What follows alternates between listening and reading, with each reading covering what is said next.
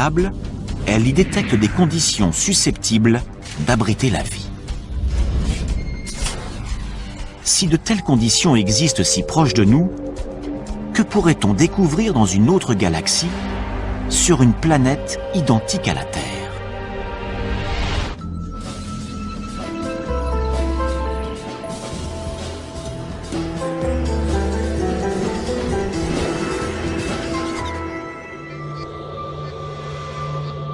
Depuis des millénaires, l'homme scrute les cieux en se demandant s'il est seul dans l'univers.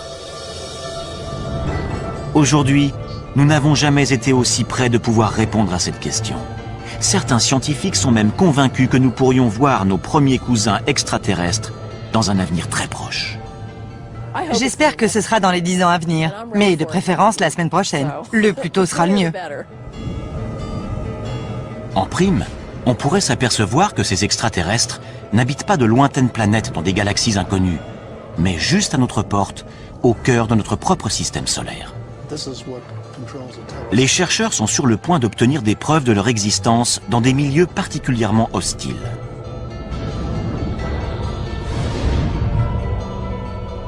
Notre voyage dans l'espace va nous conduire en 7 endroits de notre système solaire, afin de découvrir où pourraient se trouver ces créatures et à quoi elles pourraient ressembler.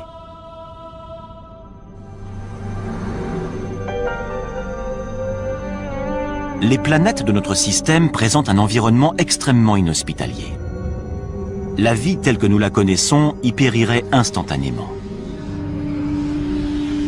Mais les formes de vie extraterrestres pourraient bien être beaucoup plus résistantes que nous ne l'imaginons, à l'image d'un groupe d'organismes vivants récemment découverts sur Terre. Il n'y a encore pas si longtemps, nous étions convaincus que notre planète était unique. Jusqu'à présent, c'est la seule, à notre connaissance, à avoir permis l'évolution de millions d'espèces, grâce au Soleil, à l'eau et à une atmosphère protectrice. Nous en avons conclu que la vie avait besoin de tous ces paramètres pour pouvoir exister. Une conclusion qui écarte d'emblée tous les autres astres de notre système solaire.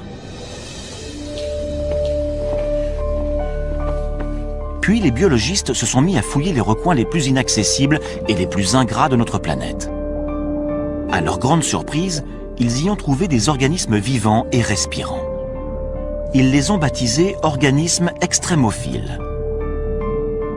Certains peuvent vivre sans lumière ou sans oxygène. D'autres sont capables de supporter des pressions très élevées. En fait, il semblerait que la vie puisse apparaître quasiment partout. Prenons l'Antarctique. Après avoir étudié ces étendues désolées pendant des années, les chercheurs avaient perdu tout espoir d'y trouver la moindre trace de vie. Or, en 1999, des scientifiques ont extrait une roche située à 2 mètres sous la glace. Et lorsqu'ils l'ont cassée, ils ont découvert qu'elle grouillait de minuscules créatures.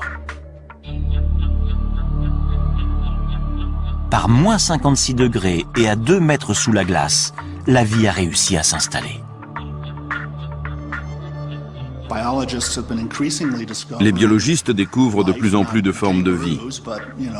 Évidemment, il ne s'agit pas de kangourous, mais d'organismes primaires vivant dans des milieux très froids ou très chauds, ou soumis à des pressions ou à des taux de radiation énormes.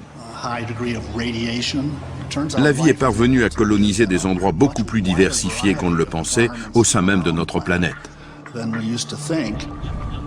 Si la vie est capable de s'imposer dans des conditions particulièrement difficiles sur Terre, pourquoi pas ailleurs dans le système solaire? Voilà qui ouvre de fabuleux horizons. À moins que notre planète ou notre système solaire n'ait quelque chose de miraculeux, la vie doit être extrêmement courante dans l'univers. À certains endroits, il doit sûrement y avoir des formes de vie intelligentes.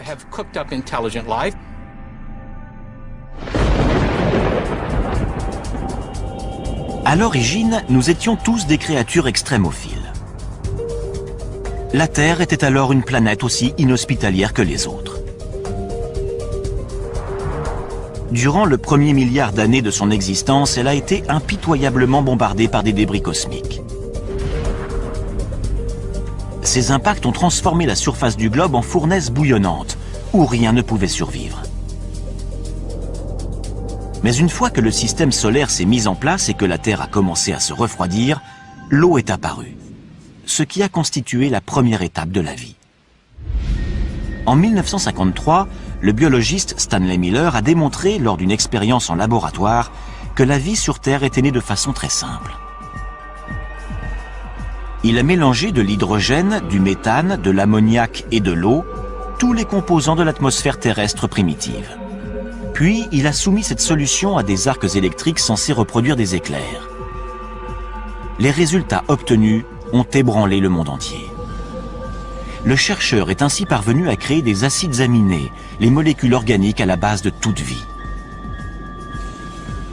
Si des éclairs ont contribué à l'installation de la vie sur Terre, rien n'interdit de penser que la même chose ait pu se produire sur d'autres planètes. Qui plus est, les ingrédients utilisés par Miller ont été détectés par des sondes spatiales dans tout notre système solaire, y compris le plus indispensable à la vie. L'une des conditions requises pour toute forme de vie sur Terre, c'est de l'eau, sous forme liquide.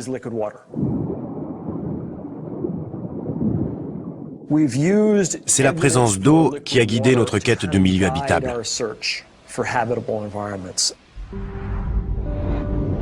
Notre voyage va nous conduire sur 7 astres célestes, dont certains contiennent potentiellement de l'eau et donc des créatures extraterrestres. Si la vie y a débuté comme sur Terre, qui sait à quoi ces créatures pourraient ressembler aujourd'hui?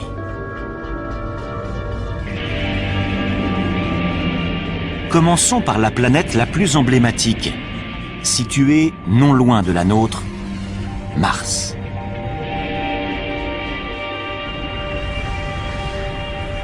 De tous les endroits susceptibles d'abriter de la vie, c'est celui qui a été le plus étudié.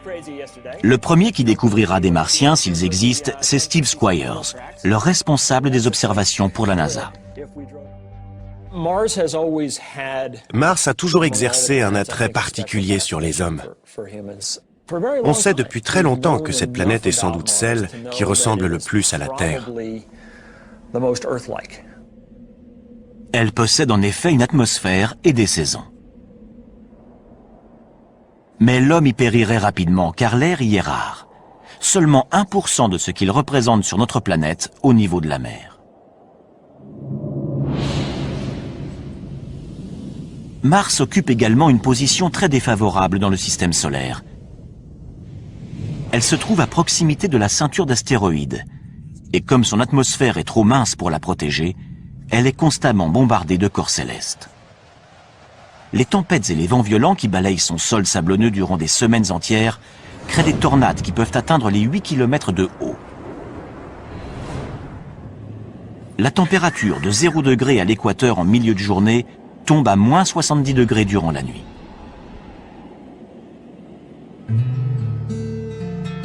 David Grinspoon est responsable du département d'astrobiologie au Musée de la Nature et des Sciences de Denver.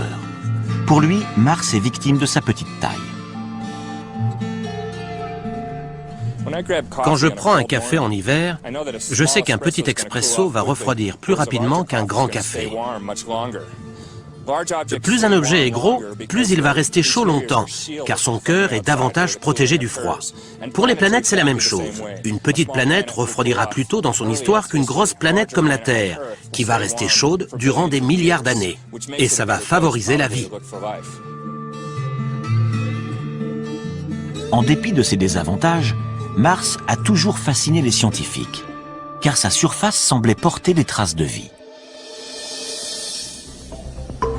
Ces paysages montagneux, ces volcans et ces profonds ravins ne sont pas sans évoquer ceux de la Terre. Pour les premiers astronomes, ces caractéristiques indiquaient la présence d'océans et de rivières, et même de systèmes de canaux censés avoir été construits par des êtres vivants.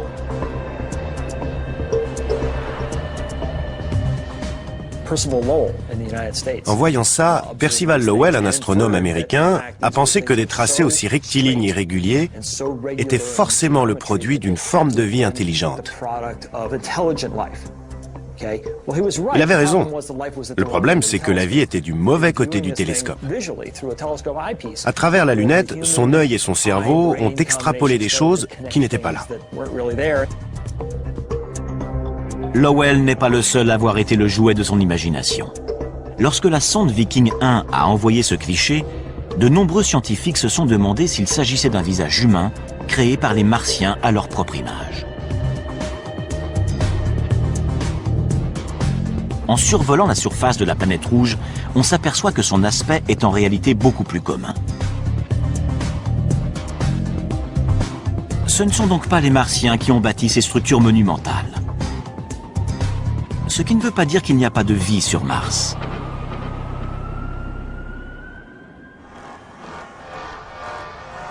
Jusqu'à il y a peu, nous ne savions pas où chercher des extraterrestres dans notre système solaire. Pourtant, au cinéma, ils sont toujours parfaitement reconnaissables.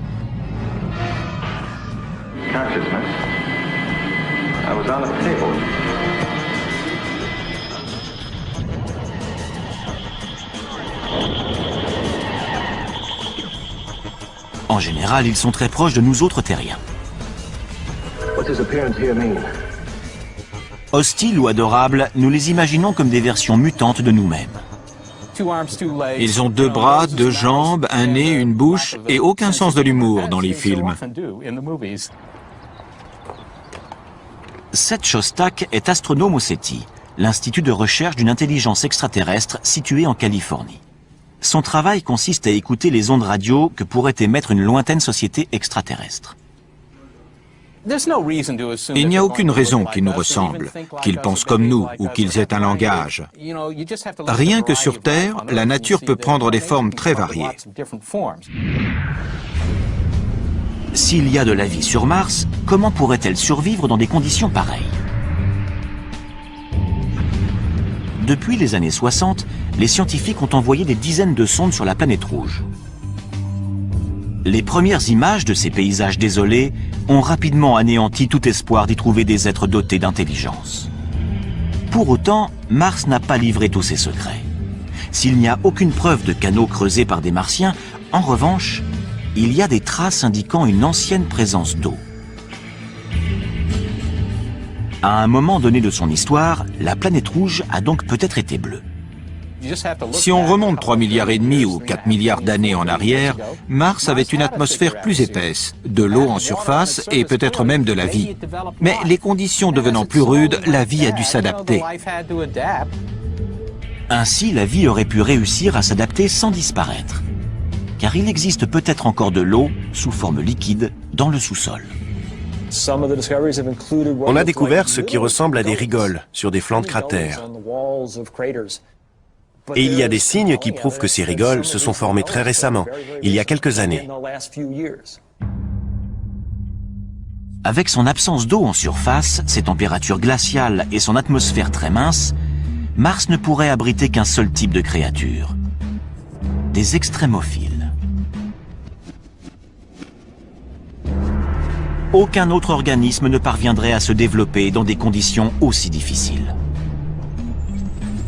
Pour savoir s'il en existe sur Mars, nous mettons le cap sur Valles Marineris, un immense système de canyons, 20 fois plus vaste que le Grand Canyon en certains endroits et d'une profondeur presque équivalente à la taille de l'Everest. Autrefois, cette vallée était sans doute recouverte de lacs qui abritaient peut-être de la vie.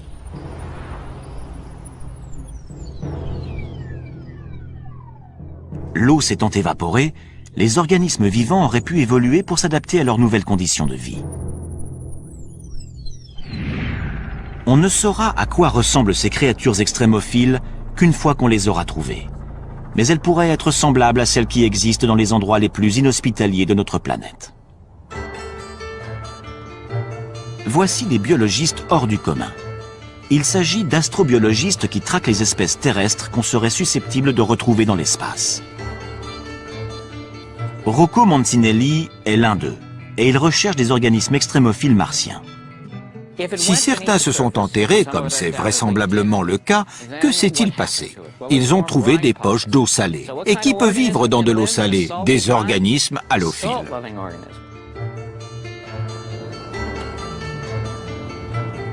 L'astrobiologiste Chris McKay pense savoir quel type de créature halophile pourrait survivre sur Mars.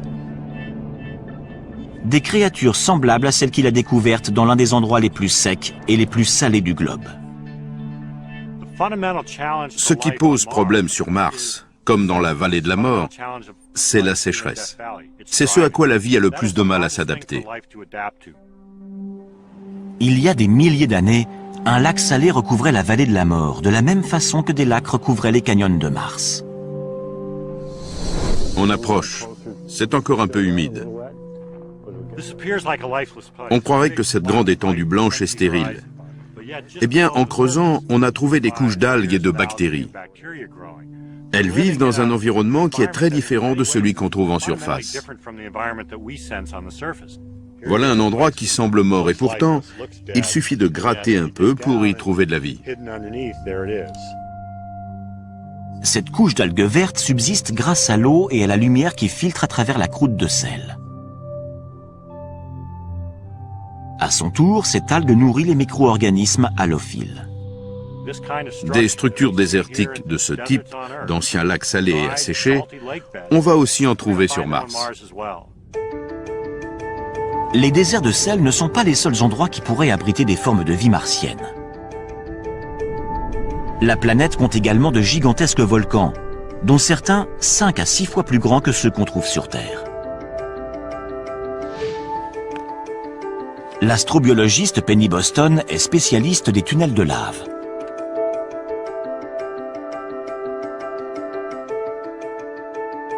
Il n'y a pas si longtemps, on pensait que ces grottes étaient totalement stériles car le soleil n'y pénètre jamais, empêchant toute photosynthèse.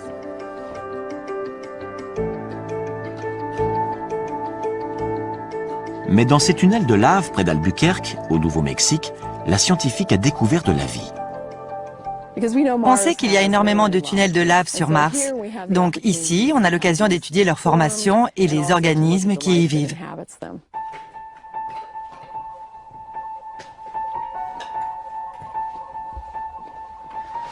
Les créatures extrémophiles qu'elle a découvertes se nourrissent de minéraux présents sur les parois de la grotte.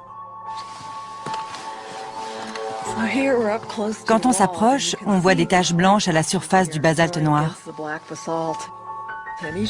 C'est comme des grandes villes pour ces organismes qui sont nichés dans les minuscules anfractuosités de la roche. Ces créatures sont totalement adaptées au froid. Elles ne voient jamais la lumière du jour et vivent de ce que ce milieu leur procure. Y aurait-il les mêmes formes de vie dans des grottes sous les volcans martiens? L'astrobiologiste en est persuadé. On va découvrir de la vie. J'espère simplement que je serai encore là pour voir ça.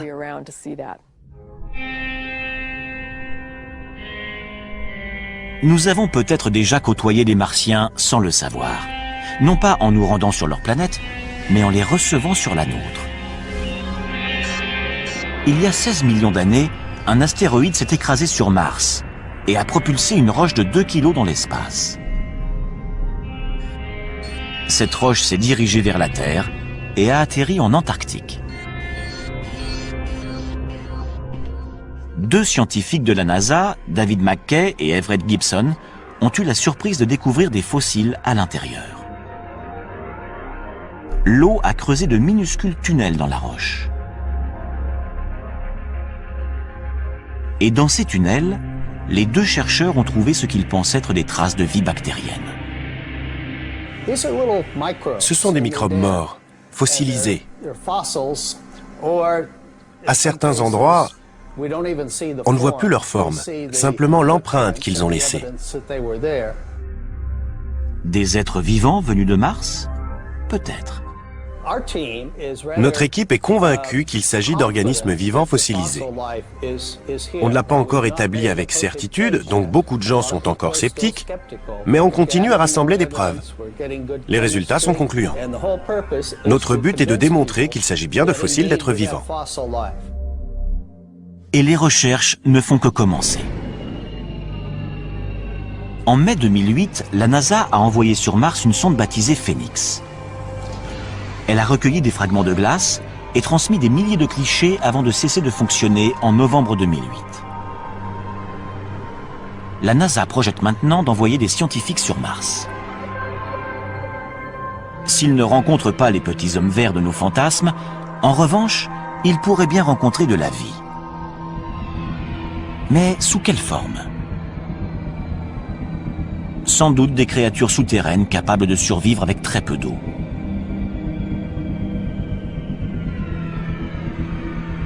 Peut-être des organismes appréciant les minéraux, comme ceux des tunnels de lave du Nouveau-Mexique.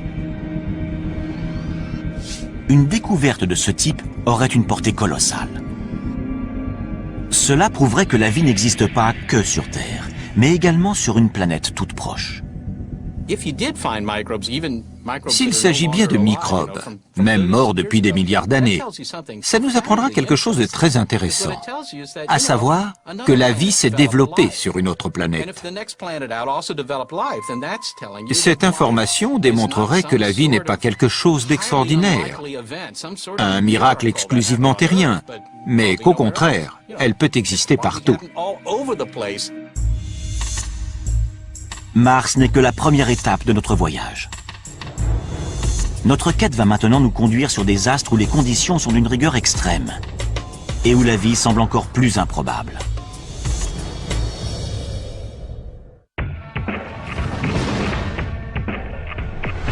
Nous mettons le cap sur la ceinture d'astéroïdes située entre Mars et Jupiter.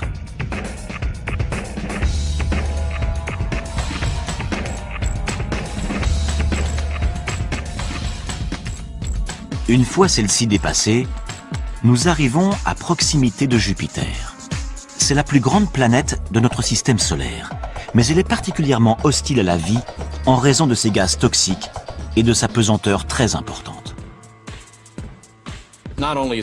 Il fait très froid sur Jupiter et son atmosphère très épaisse, de plusieurs dizaines de milliers de kilomètres, est composée de méthane et d'ammoniac, qui entrent notamment dans la composition des détergents. Mais Jupiter a plus de 60 lunes. De prime abord, ces lunes semblent peu à même d'accueillir de la vie. Leur atmosphère est mince et leur température glaciale.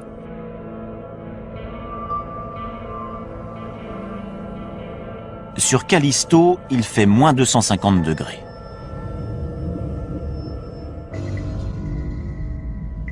Les sondes Voyageur et Galileo ont détecté peu de choses à la surface de ces lunes, à part de la glace.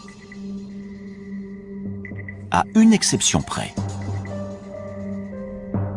Io est l'une des lunes les plus proches de Jupiter. Lorsque la NASA a envoyé la sonde Voyageur 1 sur Io en 1979, les astronomes ont été ébahis de découvrir que sa surface était constellée de volcans géants.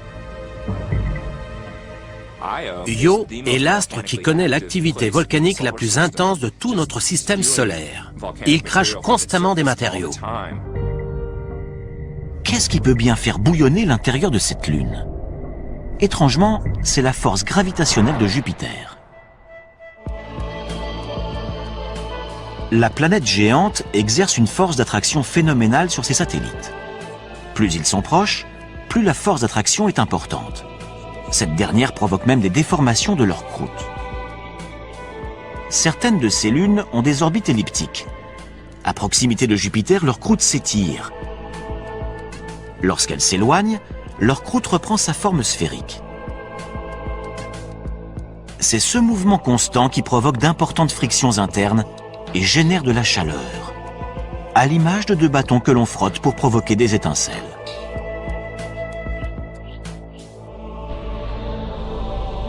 L'attraction de Jupiter réchauffe ainsi Io de l'intérieur. Mais ses fumées volcaniques et son absence d'eau la rendent peu apte à abriter de la vie.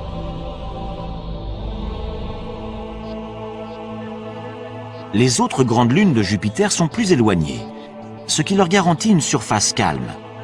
Mais elles restent suffisamment proches pour être réchauffées de l'intérieur par l'attraction jovienne. 3 d'entre elles sont particulièrement intéressantes. D'abord, Callisto, la plus éloignée de Jupiter. Sa surface ressemble à la surface lunaire, avec ses innombrables cratères dus à des impacts d'astéroïdes.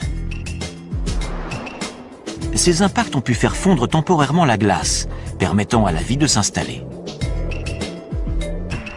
En 1998, la sonde Galileo a détecté un milieu encore plus prometteur sous la surface.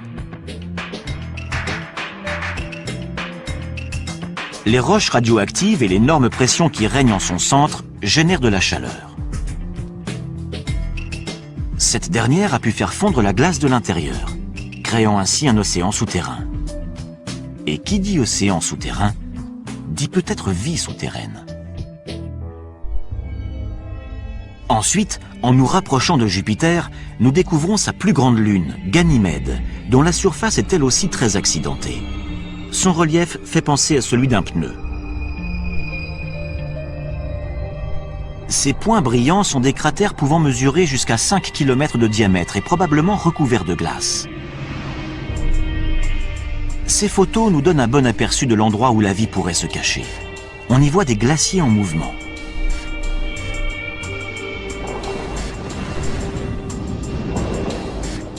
Semblables à ceux que l'on trouve sur Terre. Ces glaciers qui avancent sont également le signe d'une chaleur interne. Comme Callisto, Ganymède pourrait posséder un océan enfoui sous 200 km de glace. Enfin, la troisième et la plus fascinante des lunes joviennes. Baptisée Europe, c'est la plus proche de Jupiter. Cette proximité laisse penser que son cœur est beaucoup plus chaud que celui de Callisto ou de Ganymède.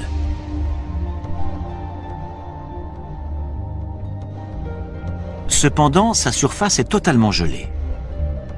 Mais entre les deux, il pourrait y avoir une zone tempérée propice à la vie. De gigantesques fissures balafrent sa surface, signe que son épaisse couche de glace est en perpétuel mouvement. Sur Terre, on voit des fissures identiques au niveau de la banquise qui recouvre l'océan Arctique. La couche de glace qui recouvre Europe pourrait ainsi dissimuler le plus vaste océan de tout le système solaire. Un océan 2 fois plus grand que la Terre.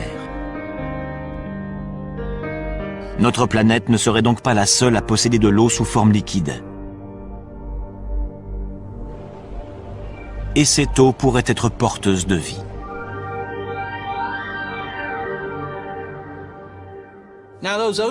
Si ces océans existent, et il y a de fortes chances pour que certains existent effectivement, ils sont là depuis plus de 4 milliards d'années. Depuis tout ce temps, il est très probable que de la vie ait réussi à se créer. L'océan d'Europe est sans doute aussi agréable et aussi propice à la vie que les nôtres. Peut-être même que certains de nos animaux marins pourraient y vivre. Mais l'eau doit y être très froide, voire pleine de glace fondue. Et la lumière n'y pénètre jamais car la banquise qui recouvre Europe mesure une quinzaine de kilomètres d'épaisseur. On n'aurait jamais imaginé que ce type d'endroit puisse abriter de la vie avant une fabuleuse découverte faite au large des côtes de l'équateur. À des kilomètres de profondeur dans le Pacifique, des biologistes ont découvert des myriades de vers tubicoles, de crabes et même de calmars. Ces animaux prospèrent en dépit d'une obscurité totale, d'un froid intense et d'une pression colossale. Ils se nourrissent de bactéries qui vivent non pas de la lumière du soleil, mais de composés minéraux dissous s'échappant du sol. On pourrait trouver des sources hydrothermales similaires sur Europe.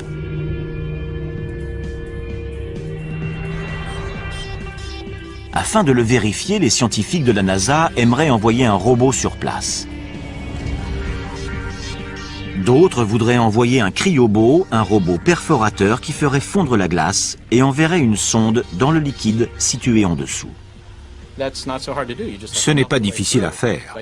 Il suffirait de faire fondre la glace sur une épaisseur d'une quinzaine de kilomètres et de faire descendre une ligne équipée d'une caméra et d'une lampe pour voir ce qu'il y a.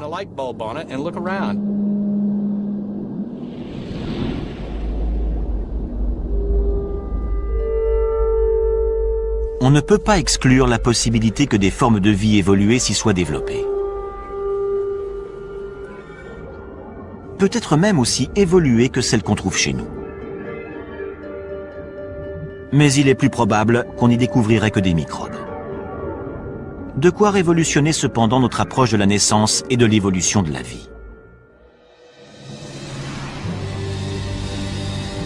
Serait-elle également susceptible d'éclore dans des endroits totalement glacials ou au sein de lacs formés non pas d'eau mais de substances chimiques toxiques?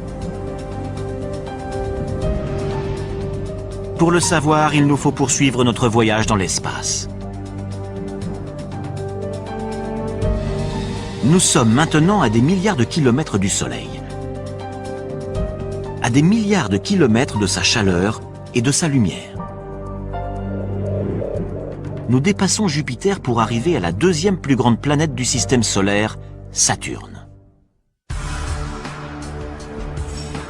En arrivant à proximité de ces anneaux, nous apercevons les tourbillons de gaz qui saturent son atmosphère.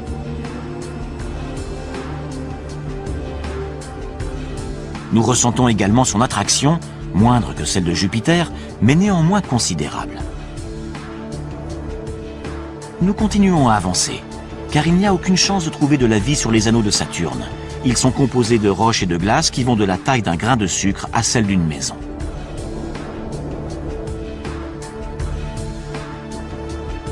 Mais Saturne possède plusieurs lunes. Jusqu'à présent, nous en avons compté 56. Nous nous dirigeons vers l'une d'elles. Il s'agit d'un petit satellite de 500 km de diamètre baptisé Enceladus.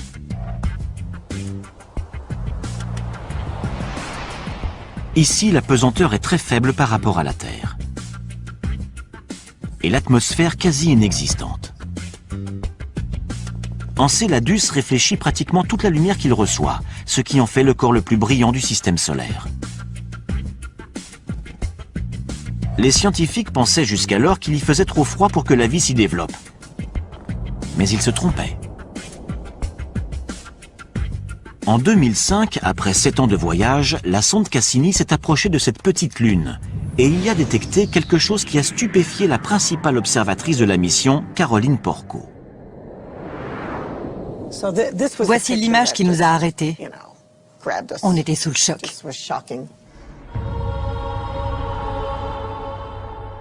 Il s'agit de panaches de vapeur d'eau en provenance d'un geyser. Au contact du vide glacial de l'espace, la vapeur d'eau chaude se transforme en jet de glace. En l'absence de pesanteur pour les ralentir, les nuages de glace peuvent devenir aussi gros que l'astre lui-même. La scientifique n'a jamais rien vu de tel. C'est le rêve pour un astronome de découvrir un corps comme Enceladus. Ces jets, ces fontaines, crachent de la vapeur et de la neige gelée à des centaines de kilomètres au-dessus du pôle sud d'Enceladus. La conclusion s'impose d'elle-même. Enceladus bout de l'intérieur. Comme dans le cas de Jupiter, le formidable champ gravitationnel de Saturne déforme ses satellites, créant ainsi friction et chaleur en leur centre. À la lumière de nos connaissances actuelles, on peut en déduire qu'il y a sans doute de l'eau sous la surface. Les modèles qu'on possède aujourd'hui pour expliquer ces projections indiquent que les températures sont suffisamment élevées pour créer de la vapeur d'eau. Chaleur, eau, même aux confins du système solaire, les principaux ingrédients de la vie semblent réunis. Mais quelle créature pourrait vivre dans un geyser? On peut en avoir une petite idée grâce aux sources chaudes qu'on trouve sur Terre. On pensait autrefois qu'il n'y avait aucun être vivant dans les fontaines du parc national de Yellowstone, jusqu'à ce que des biologistes n'y découvrent des microbes se nourrissant des minéraux dissous dans l'eau. On les désigne sous le nom de thermophiles. Les plus résistants, baptisés hyperthermophiles, sont capables de vivre dans de l'eau en ébullition. Pourrait-il y avoir des micro-organismes thermophiles sur Enceladus? Pour le savoir, reprenons notre voyage spatial.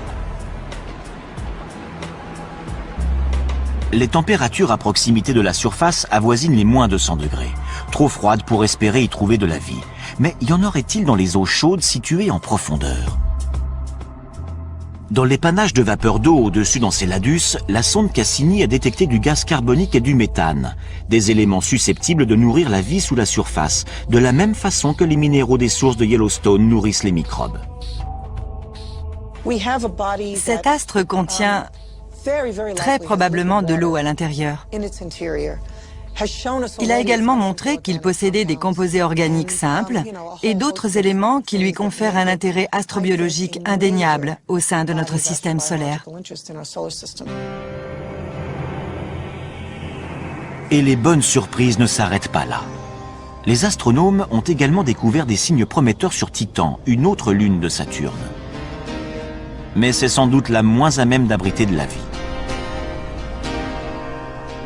Titan ne bénéficie que d'un faible ensoleillement, à peine l'équivalent du centième de ce que reçoit la Terre. On y a détecté de la glace, mais pas d'eau sous forme liquide.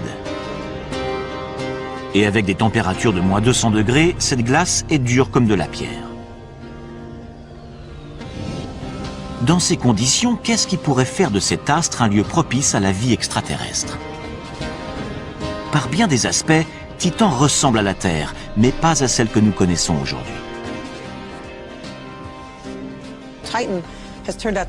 Titan s'est avéré être l'astre inespéré du système saturnien. On soupçonnait depuis longtemps que sa surface présentait un environnement intéressant. En fait, cet environnement est similaire à celui qu'on trouvait sur Terre avant l'apparition de la vie.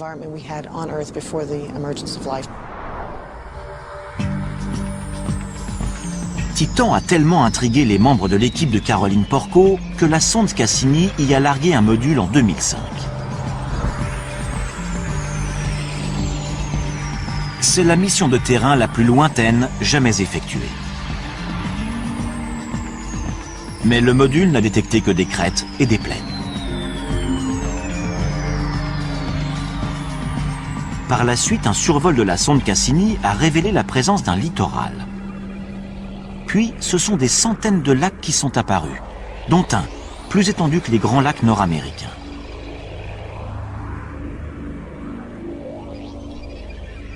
C'est la première fois qu'on découvre du liquide à la surface d'un corps céleste autre que la Terre. Ça ressemble au Minnesota, sauf que ces lacs ne sont pas composés d'eau, mais de gaz naturel liquide. Ceci n'est pas de la neige, mais des gouttes de méthane. Il y a également des vents qui peuvent être très violents, ainsi que des ouragans de méthane.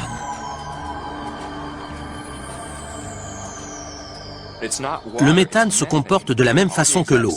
Il tombe sous forme de pluie, il s'évapore, il coule en rivière. C'est la même chose sur Terre, sauf que sur Titan, c'est du méthane. Les paysages de Titan ressemblent à ça. Imaginez un ciel orange à cause des particules organiques. Imaginez que tout ce blanc, c'est de la glace très dure en raison du froid qui règne sur Titan, et que cette eau, c'est du méthane liquide. Des conditions similaires existaient sur notre planète il y a 4 milliards d'années. C'est pourquoi les scientifiques pensent que Titan pourrait abriter de la vie. Les réactions chimiques se produisent même à très basse température. Ça prend beaucoup plus de temps, mais Titan a eu 4 milliards d'années pour arriver à créer quelque chose. Ce quelque chose a dû se créer sans eau sous forme liquide, ce qui ne s'est encore jamais vu. Mais les scientifiques n'excluent pas cette hypothèse pour autant. Le méthane, si abondant sur Titan, a pu se substituer à l'eau. Utilisé comme combustible sur Terre, il a longtemps été considéré comme mortel pour toute forme de vie. Jusqu'à ce qu'en 1997, des chercheurs n'examinent des dépôts d'hydrate de méthane dans les eaux du golfe du Mexique. Ils ont été stupéfaits d'y découvrir des colonies de vers de 2,5 cm de long, semblables à des mille-pattes. Ils pensent que ces vers se nourrissent de bactéries mangeuses de méthane. En général, les choses qu'on pense être mortelles sont potentiellement porteuses de vie. Souvent, l'évolution parvient à trouver des solutions pour utiliser cette énergie plutôt que d'être détruite par elle. Mais il reste un obstacle majeur à la vie à la surface de Titan. La faiblesse de son champ magnétique. Les êtres vivants seraient alors exposés aux radiations cosmiques. Mais ceci ne serait pas un problème pour des organismes extrémophiles, identiques à ceux que des biologistes ont découverts vivants autour du réacteur contaminé de Tchernobyl. Certains baignaient même dans des rejets radioactifs toxiques et se nourrissaient de molécules en décomposition.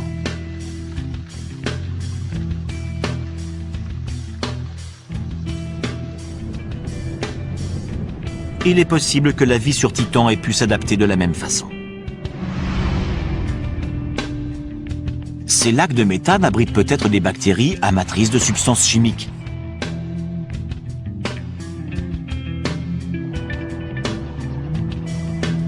Dans ces couches de glace, on pourrait également découvrir des microbes résistants aux radiations, similaires à ceux de Tchernobyl. Des organismes mangeurs de méthane pourraient dégager de la chaleur, ce qui ferait fondre la glace, créant ainsi des poches de vie. Quoi qu'il en soit, la vie sur Titan serait le résultat d'un curieux mélange. Il nous reste maintenant à faire un petit détour par la plus étrange des planètes susceptibles d'abriter de la vie. Et cette dernière est presque à notre porte.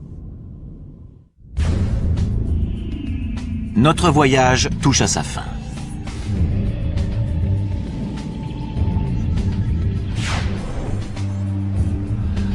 Après nous être rendus au cœur de déserts glacés, d'océans souterrains et de lacs de méthane, nous revenons en direction de la Terre pour faire une halte sur l'astre le plus extrême de tous, Vénus, la planète du système solaire la plus proche de nous. Si la vie parvenait à s'installer ici, elle pourrait exister quasiment partout. Pour atteindre la surface de Vénus, nous devons traverser une couche de nuages jaunes et denses de 65 km d'épaisseur, composée notamment d'acide sulfurique. Ici, la pression atmosphérique est 90 fois plus forte que sur Terre, trop forte pour que l'homme puisse la supporter. Au sol, on trouve des volcans et des flots de lave à perte de vue qui représentent 85% de la surface de la planète. Au vu de ces paysages, on a du mal à croire que Vénus ait pu autrefois abriter de vastes océans. Il y a eu un effet de serre galopant. Avec la chaleur, les océans ont commencé à s'évaporer. Ça a rejeté de la vapeur d'eau dans l'air, ce qui a encore amplifié l'effet de serre et créé un cercle vicieux. Les océans ont disparu et tout le CO2 s'est retrouvé dans l'atmosphère, ce qui fait qu'on a aujourd'hui une planète très chaude avec un énorme effet de serre. Avec des températures avoisinant les 460 degrés, Vénus est plus chaude que Mercure, la planète la plus proche du Soleil. Sa surface est on ne peut plus hostile à la vie. La vie telle qu'on la connaît ne pourrait pas survivre sur Vénus. Les molécules organiques seraient déchiquetées par les gaz brûlants. Mais ce n'est pas sa surface qui nous intéresse, c'est son atmosphère. En 1982, la sonde spatiale soviétique Venera 14 a survolé Vénus. Dans des nuages situés à 50 km d'altitude, elle a mesuré des températures beaucoup plus clémentes qu'au sol. Elle y a également détecté des molécules d'eau.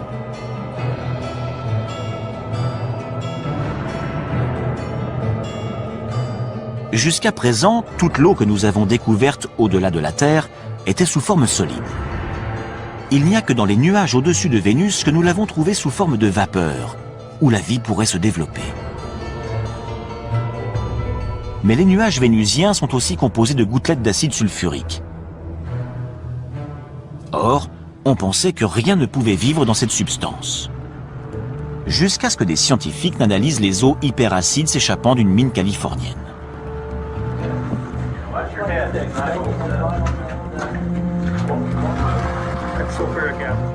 Dans de l'acide sulfurique suffisamment corrosif pour attaquer des métaux, des vêtements ou de la chair humaine, ils ont découvert des organismes extrémophiles. Ces créatures acidophiles se nourrissent de composés sulfurés comme le sulfure de fer. Ils dévorent le fer et rejettent l'acide sulfurique. Des êtres extrémophiles de ce type flotteraient-ils au-dessus de Vénus? L'astrobiologiste David Grinspoon pense que c'est envisageable. Dans les nuages de Vénus, il y a peut-être des organismes acidophiles. Comme les sulfures absorbent les ultraviolets de façon intéressante, on peut imaginer une réaction photochimique où les ultraviolets seraient utilisés pour convertir les substances chimiques en énergie, laquelle serait ensuite consommée.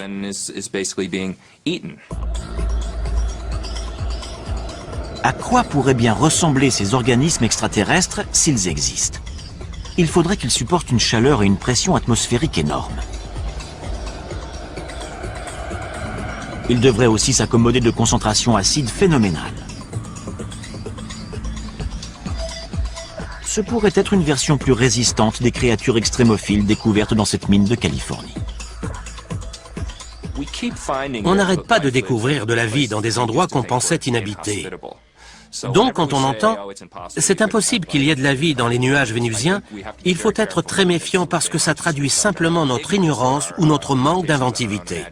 Or, la nature est beaucoup plus inventive que nous et semble toujours trouver des solutions à ces problèmes. Fort de tout ce que nous avons découvert, nous revenons vers notre planète bleue, tempérée et luxuriante.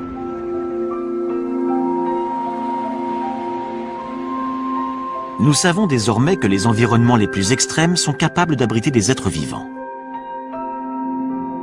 Les organismes extrémophiles ressemblent sans doute aux premières formes de vie dans l'univers, et ils pourraient bien exister partout.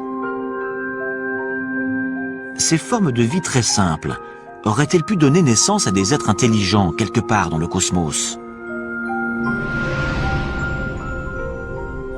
Depuis plus de 40 ans, les scientifiques de l'Institut SETI scrutent les cieux pour tenter de répondre à cette question. Et l'astronome Seth Shostak est persuadé qu'il saura identifier les manifestations d'une vie extraterrestre. On a plusieurs projets destinés à localiser d'éventuels signaux et le plus important, c'est un projet de recherche radio. Pour ça, on utilise de grandes antennes pointées en direction des systèmes stellaires proches qui seraient susceptibles de comporter des planètes semblables à la Terre. On espère recevoir un signal nous démontrant que quelqu'un là-bas a été assez intelligent pour construire un émetteur radio. Une façon de continuer à mener l'enquête sans quitter la Terre. Récemment, des astronomes ont réussi à capter suffisamment de lumière en provenance de lointaines planètes d'autres systèmes solaires pour en déduire leur composition chimique. Ils ont alors découvert des composés entrant dans la formation de l'ARN, l'un des éléments clés de l'apparition de la vie sur Terre. À 20 années-lumière de nous, dans la constellation de la Balance, des astronomes européens ont identifié une planète qui serait suffisamment tempérée pour posséder de l'eau sous forme liquide en surface.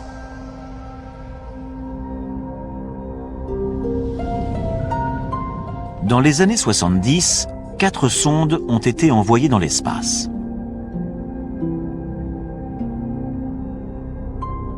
Deux d'entre elles transportent notamment une carte de notre système solaire, ainsi que la représentation d'un homme et d'une femme. Les deux autres contiennent un échantillon d'uranium, dont la vitesse de désintégration permettra leur datation, ainsi que divers enregistrements dans une composition de Bach.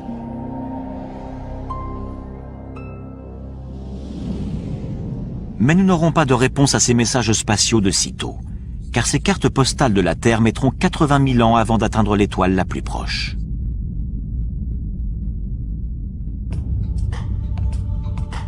Notre quête de vie extraterrestre ne fait donc que commencer. Il y a des milliards de planètes à explorer, et chacune d'elles est potentiellement porteuse de vie, voire de formes de vie intelligentes. Il serait grotesque de penser que nous sommes les seuls dans l'univers. Ça ne tient pas la route. Le fait de savoir si nous sommes ou non les seuls êtres vivants est crucial pour l'humanité tout entière. C'est une question qu'on doit se poser. Quelque part dans une galaxie connue ou inconnue, quelque chose ou quelqu'un regarde peut-être en direction de la Voie lactée en se demandant